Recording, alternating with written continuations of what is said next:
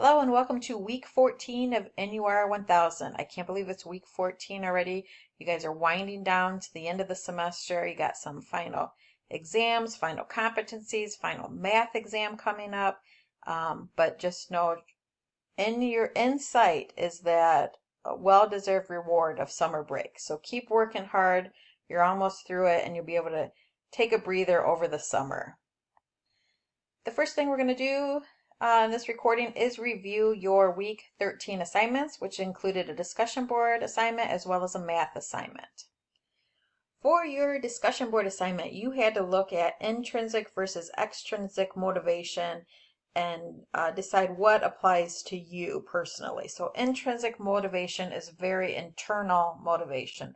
This student described it as something that you find is personally rewarding. So very just internal, inside you, specific to you, not worried about external things. Extrinsic motivation are the external things, comes from outside factors like money, grades, recognition. The student identified their motivation as being intrinsic. Not that one answer is correct and one's wrong, but it helps you understand sort of what drives you when you recognize if you're more intrinsically or extrinsically motivated. The second part of this assignment was to compare ibuprofen and acetaminophen. You had little recordings about the medications. And the reason for this assignment is to remind you that there's no way you're ever going to remember everything listed in a medical drug reference book. So what we want to do is get really comfortable with medication classifications, how those classifications work, and maybe for common medications, know them as a prototype for that classification. So feel really comfortable with ibuprofen as a prototype medication for an NSAID, which is the classification. And then in the clinical setting, when you're given a medication you don't recognize, we'll say you have to give naproxen, and you look it up in your drug reference book and it says it's an NSAID. Immediately you're like, all right, I got ibuprofen. I know what NSAIDs do. I know how they work. I know some things I need to be worried about. So you're really comfortable with the classification, which will help you. There's no way you're going to be able to memorize everything about every medication. So that's why I recommend picking out the 5 most important things you think you need to know. And what can help you figure out what those 5 things are listening to your instructor during lecture, listening to your clinical instructors in clinical. Practice questions will highlight need to know information about medications. And finally, if you use any supplemental things like YouTube videos, a lot of times they'll focus on the need to know, what you have to know about the medication, which will reinforce that. So this student for ibuprofen put, we're worried about GI issues. That's a big one. Bleeding's a big one, sort of separates it from acetaminophen, which doesn't have bleeding as a risk with it. Watching kidney function. That's a good one listed there. Allergic reaction for all meds. Give with food to help with that GI upset. Evaluate for drug interactions, especially anticoagulants.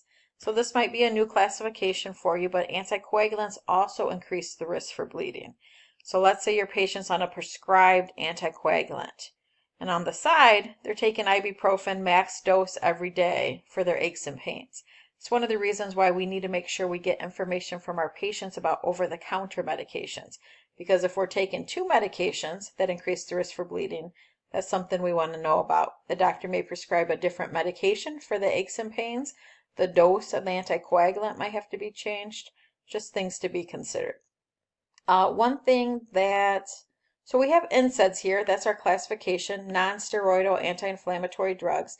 And then we want to understand how the medication works. So it's anti-inflammatory, and we can get even more specific as to the mechanism of action as we're learning about these medications. The second medication then is acetaminophen. Liver is a big thing. Should be monitoring your patient's liver function in terms of labs, ALT, AST. Big thing we don't want to exceed 4,000 milligrams a day. That's going to damage the liver. Watch for over-the-counter meds that could have acetaminophen. Sometimes prescriptions medications is like 2 different medications, and one of the medications in the pill is acetaminophen. So a patient may be taking a medicine with acetaminophen in it and not realizing it, and taking Tylenol, which is acetaminophen on the side, and exceeding that 4,000 milligram per day. So another reason why we have to ask about over-the-counter medications. Ask about alcohol use. This gets back to the liver. Alcohol is bad for the liver. Acetaminophen can be harmful to the liver. If you're taking two things that are bad for the liver at the same time, right, it's going to be worse for the liver. So we're going to be also assessing pain and fever levels. So acetaminophen is an analgesic. It's going to help with pain. It's also an antipyretic. It's going to bring down fever.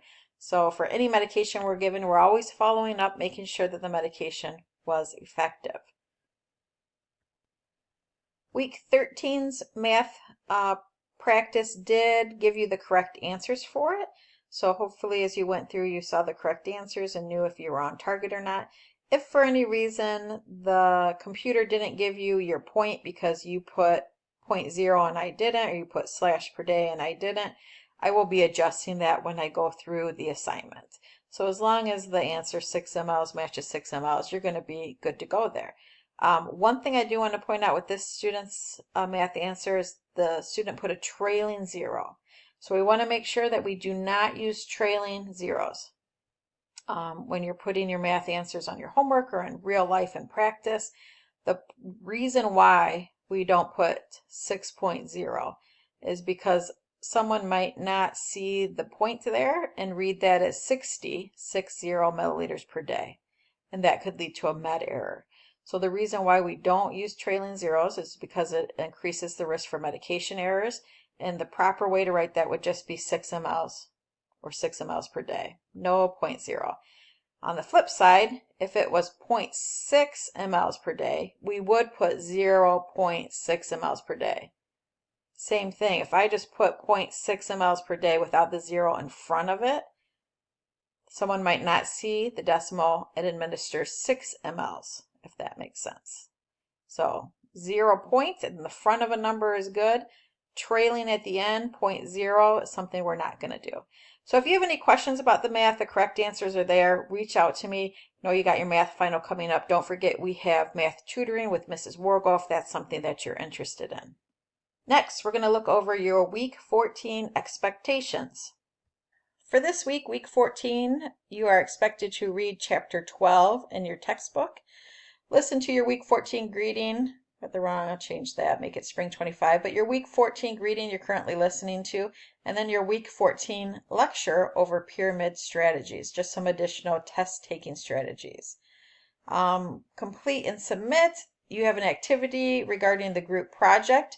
It's just a question or two. It's going to count as your discussion board grade. You want to answer the question to complete the assignment. There's no peer response necessary, as your communication with your group as part of doing the group project is being counted as the discussion. Lastly, you have some practice questions. So just your week 14 practice questions. So the activity, the group project, couple questions that's being counted as your discussion grade needs to be submitted by Wednesday. And then the no peer response though, and the activity, the week 14 practice questions, you want to submit by Sunday. And finally, let's look at week 15, what we can expect for next week. So next week, we'll start reviewing the group presentations. So the reason why they were provided in video format or PowerPoint voiceover is because instead of hearing me talk about the topics, you're going to be listening to the group presentation. So we'll do 3 in week 15, 3 in week 16. You're provided the rubrics for the grading. As soon as all those are in, I'll start grading them. Those presentations were due on the 13th. And they're worth a total of 35 points. Other big point assignments coming up, just as an FYI, quiz number 3 is worth 25 points, and then that's going to be due April 27th as part of the week 15 assignment. And then just a reminder that your final reflection paper is worth 40 points. That's due May 4th. So that opens up for submission if you want to knock it out early before finals and things of that sort. It opens up on April 20th. But it must be submitted by May 4th in order to be considered for points. So you guys have a wonderful week 14 and reach out if there's anything that you need from me or if you have any questions. Have a good one.